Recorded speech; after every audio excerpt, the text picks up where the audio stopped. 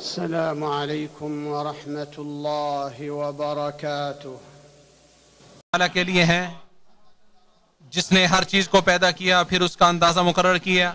اور میں گواہی دیتا ہوں کہ اللہ کے سوا کوئی معبود برحق نہیں، وہ اکیلا ہے، اس کا کوئی شریک نہیں۔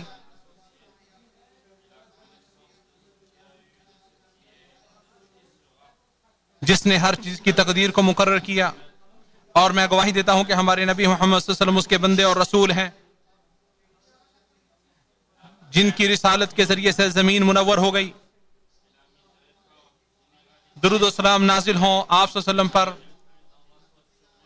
اور آپ کی آل پر اور آپ کے نیک وکار صحابہ کرام پر۔ اللہ کے بندوں، میں اپنے آپ کو اور آپ سب کو اللہ تعالیٰ سے ڈرنے کی وصیت کرتا ہوں۔ یہی اللہ رب العزت کی وصیت تھی پہلے لوگوں کو اور بعد میں آنے والے لوگوں کو۔ ارشاد باری تعالیٰ ہے، اے ایمان والو، اللہ تعالیٰ سے ڈرو جیسے اسے ڈرنے کا حق ہے، اور نہ مرو مگر اس حال میں کہ تم مسلمان ہو۔ حمد و صلات کے بعد انسان جب اس وسیع و عریض کائنات میں اپنی آنکھوں کو پھیرتا ہے تو اس وقت حیران و شزدر رہ جاتا ہے جب وہ اس کے جمال و کمال، جلالت، نظم و نسق اور توازن کو دیکھتا ہے، جس کے عجائب ختم ہونے کو نہیں آتے، اس کے خفیہ راز اور اسرار بے حد و بے انتہا ہیں۔ تو قرآن مجید آسمان و زمین کی اس بادشاہت کے بارے میں غور و فکر اور تدبر کرنے کی ترغیب دیتے ہوئے بیان کرتا ہے۔ ارشاد باری تعالیٰ ہے، اس نے آسمانوں کو اور زمین کو حق کے ساتھ پیدا کیا، وہ رات کو دن پر لپیٹتا ہے اور دن کو رات پر لپیٹتا ہے۔ آپ ہر روز معجزات الہیہ اور پختہ کاریگری کا مشاہدہ کرتے ہیں۔ رات آتی ہے تو دن چلا جاتا ہے، دن آتا ہے تو رات چلی جاتی ہے، اور روٹین کے ساتھ یہ سلسلہ جاری و ساری ہے جس میں کوئی تعطل و انقطاع نہیں آتا۔ تخلیق کائنات سے لے کر آج تک کوئی انسان یہ نہیں کہہ سکا کہ رات اپنے وقت سے تاخیر کا شکار ہو چکی ہے، رات اپنے وقت سے تاخیر کا شکار ہو گئی ہے، یا سورج اپنے مقررہ وقت سے پہلے طلوع ہو چکا ہے۔ تو کون ہے جو اس کی تدبیر کر رہا ہے، اور کون ہے جو اس مرتب کارخانے کی تنظیم سازی کر رہا ہے اور بغیر انقطاع کے جگہوں کا تبادلہ کر رہا ہے؟ اگر ساری خلقت مل کر بھی رات کو دن کی جگہ اور دن کو رات کی جگہ لانا چاہے تو نہیں لا سکتی، جیسا کہ ارشاد باری تعالیٰ ہے، کہہ دیجئے کیا تم نے دیکھا اگر اللہ تم پر ہمیشہ قیامت کے دن تک رات کر دے تو اللہ کے سوا کون معبود ہے جو تمہارے پاس کوئی روشنی لے کے آئے؟ تو کیا تم نہیں سنتے؟ اور کہہ دیجئے کیا تم نے نہیں دیکھا اگر اللہ تم پر ہمیشہ قیامت کے دن تک دن کر دے تو اللہ کے سوا کون معبود ہے جو تمہارے پاس کوئی رات لے کر آئے جس میں تم آرام کر سکو؟ تو کیا تم نہیں دیکھتے؟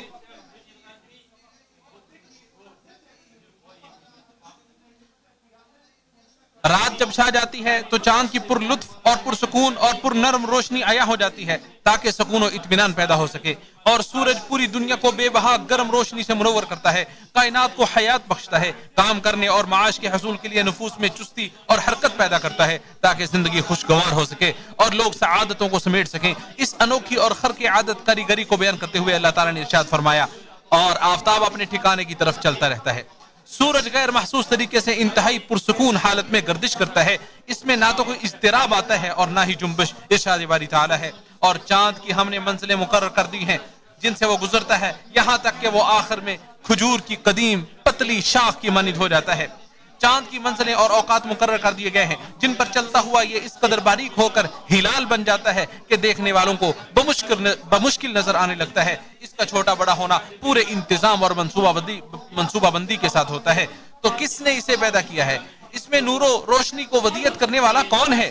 اس کے راستوں اور مدار کو متعین کرنے والا کون ہے؟ صبح و شام ان کے معاملے کی تدبیر کرنے والا کون ہے؟ کس قدر وہ عظیم ذات ہے جو پاک ہے۔ ارشاد باری تعالیٰ ہے، یہ اس اللہ کی کاریگری ہے جس نے ہر چیز کو مضبوط بنایا۔ اس کائنات کی دوسری جانب کو بھی دیکھیے جس سے عقلیں دنگ رہ جاتی ہیں، جو حیرت میں ڈال دیتی ہے اور سوچنے پر مجبور کر دیتی ہے، جیسا کہ اللہ تعالیٰ نے ارشاد فرمایا، اور وہی ہے جس نے سمندر کو مسخر کر دیا تاکہ تم اس سے زیادہ گوشت کھاؤ اور اس سے زینت کی چیزیں نکالو۔ اور مزید فرمایا، کیا تم نے نہیں دیکھا بے شک کشتیاں سمندر میں اللہ کی نعمت سے چلتی ہیں تاکہ وہ تمہیں اپنی کچھ نشانیاں دکھائے۔ اور مزید فرمایا، اور کشتیوں کو مسخر کر دیا جو سمندر میں اس کے حکم سے چلتی رہتی ہیں۔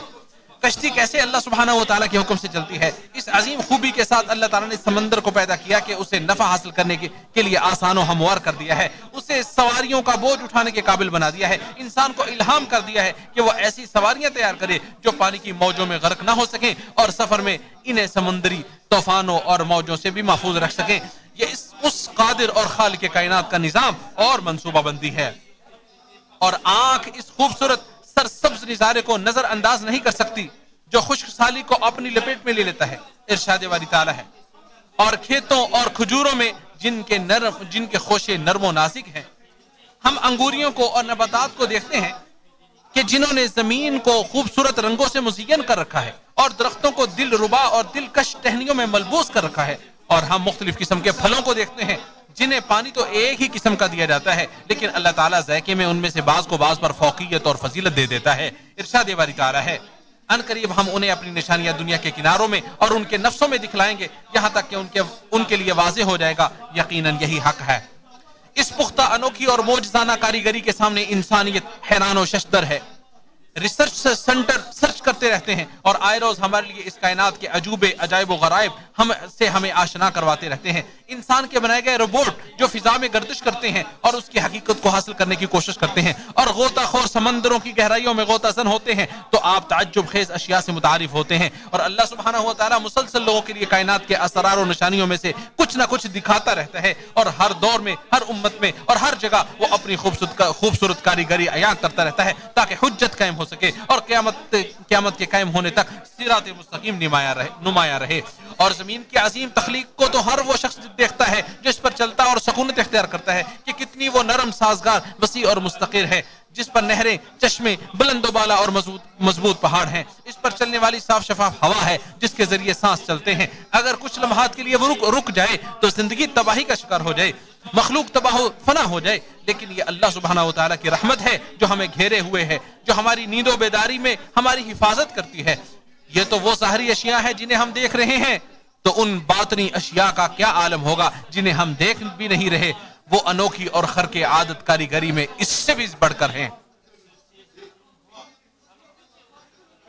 اللہ سبحانہ و تعالیٰ کی رحمت سے زمین کیسے ہی ہماری حفاظت کرتی ہے اور کیسے مستقر اور پرسکون ہے،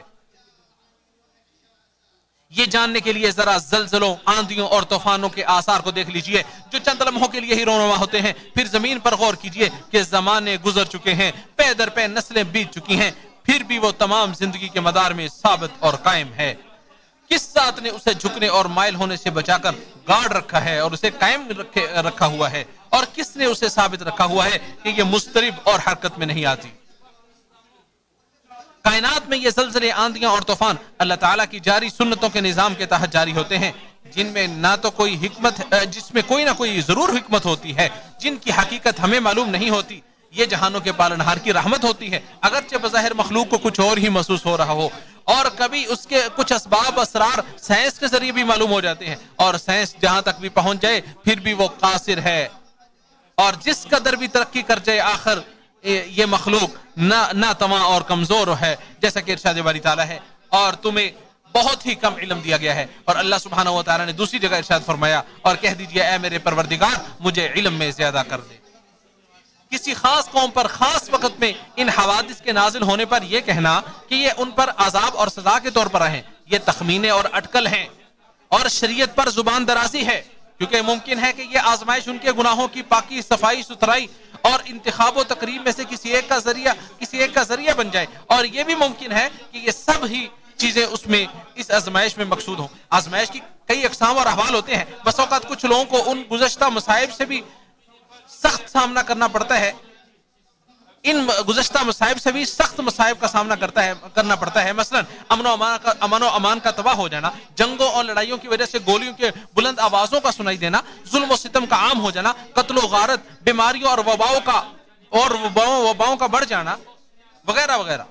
بلا شبہ یہ حوادث بڑے مصائب میں سے ہیں جن پر یہ نازل ہوتے ہیں، ان کے لیے تو آزمائش اور ابتلا ہوتے ہیں، اور ان کے علاوہ دیگر مسلمانوں کے لیے بھی وہ کسی آزمائش اور امتحان سے کم نہیں ہوتے، جو خوشحال و آزادانہ زندگی تو بسر کر رہے ہوتے ہیں اور ان کے ہاتھ ان کی گردنوں کے ساتھ بندھے ہوتے ہیں، ان کے پاس مال و دولت کی فراوانی ہے لیکن خرچ نہیں کرتے، نیز مسلمانوں کے درمیان رحمت کی مقدار کے لحاظ سے بھی یہ آزمائش ہوتی ہے، اور نفوس میں اخوت و بھائی چارہ کس قدر ہے اس لحاظ سے بھی یہ دوسرے مسلمانوں کے لیے آزمائش ہوتی ہے۔ یہ المناک غم اور گہری مصیبتیں جو مادی نقصانات سے بڑھ کر نفسانی آثار و نشانات اور جسمانی بیماریوں تک جا پہنچتی ہیں، جب ہم بکھرے جسموں، تباہ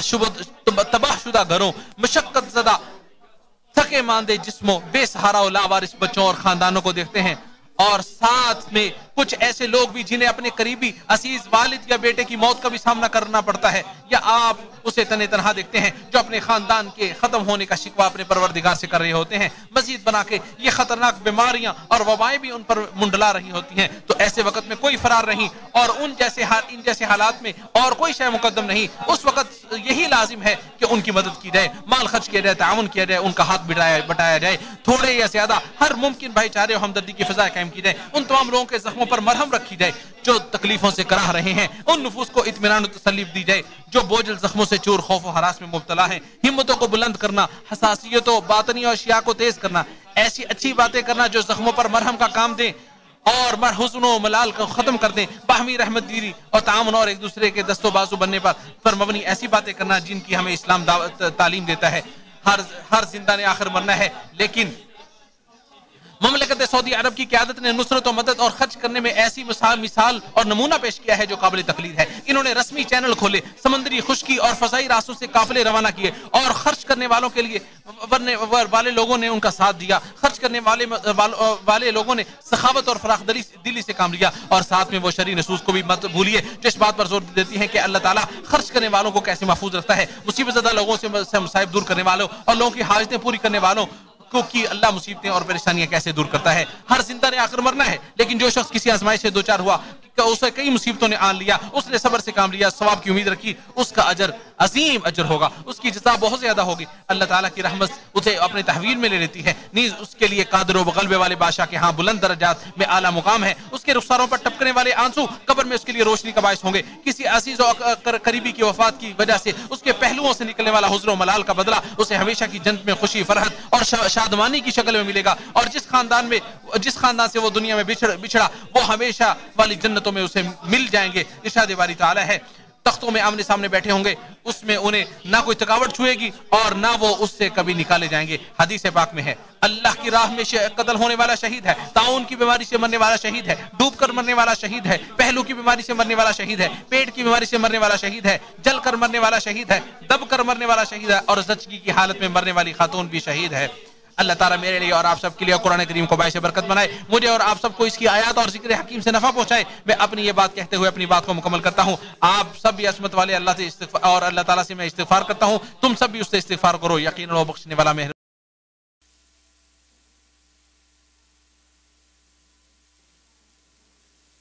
الحمد لله الرؤوف الرحيم، أحمده سبحانه وأشكره، هدانا إلى الحق وإلى صراط مستقيم، وأشهد أن لا إله إلا الله وحده لا شريك له الحكيم العليم، وأشهد أن سيدنا ونبينا محمدًا عبده ورسوله، وصفه ربه بقوله: وإنك لعلى خلق عظيم، صلى الله عليه وعلى آله وصحبه الذين نالوا الفوز العظيم. أما بعد، فأوصيكم ونفسي بتقوى الله. قال الله تعالى: يا أيها الذين آمنوا اتقوا الله حق تقاته ولا تموتن إلا وأنتم مسلمون. تمر الساعات وتنقضي الأعوام وتطوى مراحل من حياتنا، ويقف المرء مشدوها أمام سرعة الأيام وتقارب الزمان وتلاحق الأحوال وتلاحم الأحداث وانقضاء الأعمار، وما حوته الأيام التي مضت والسنون التي انقضت من أقوال وأعمال لن يمحوها الزمن، ولن تنسى مع تقادم الوقت، ولن تذهب أدراج الرياح. وهذا يجعل المسلم يقف وقفة تأمل واتعاظ وتدبر. قال الله تعالى: فوربك لنسألنهم أجمعين عما كانوا يعملون. وقوله صلى الله عليه وسلم: لا تزول قدم عبد يوم القيامة